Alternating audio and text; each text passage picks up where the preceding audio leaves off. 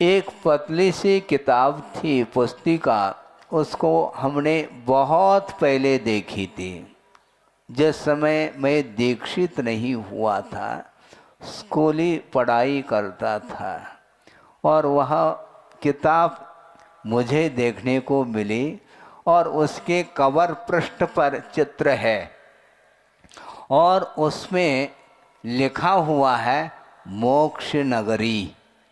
समझ रहे ना? आप अपने अपने नगर की बात कर रहे थे अभी।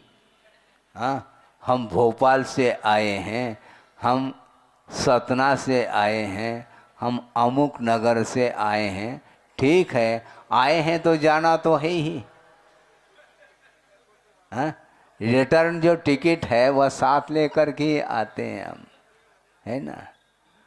तो ये अपने अपने नगर की बात मत करो, हम दूसरी बात करने जा रहा हूं। मैं मोक्ष नगरी लिखा हुआ था, उस कवर पृष्ठ पर समोसन की रचना है, सर्किल में, बिल्कुल गोलाई में। और समोसन तो समोसन की आकृति गोलाई को लेकर के होती है, और समोसन का वह चित्र है, और उसमें शुद्ध परमेष्टि का भी चित्र है, अनंत परमेष्टि का भी, पांचों परमेष्टियों का वहाँ पर चित्र है।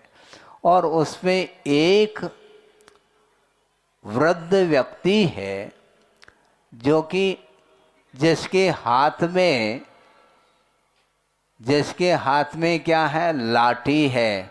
आप सुनिए, नहीं तो फिर वह चित्र गायब हो जाएगा। अब बीच में और कार्य न करें, एकाग्रता भंग हो जाती है।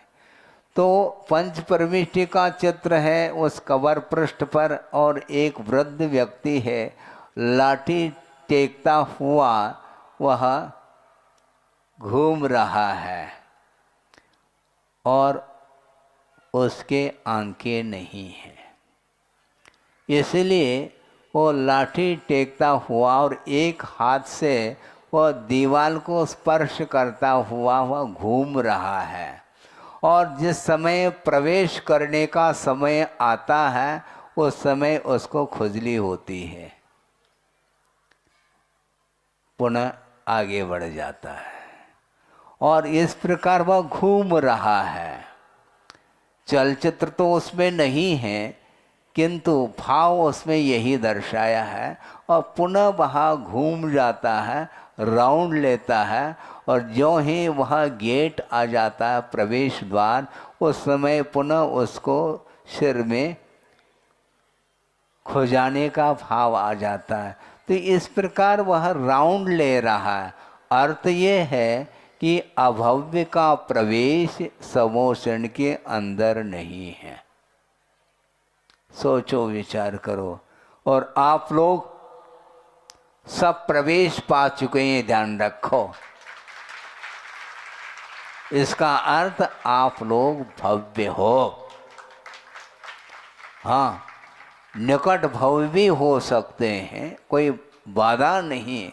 दो चार भव के भीतर भी जो मोक्ष का लाभ लेता है, वह भी निकट भव के अंतर्गत ही आता है।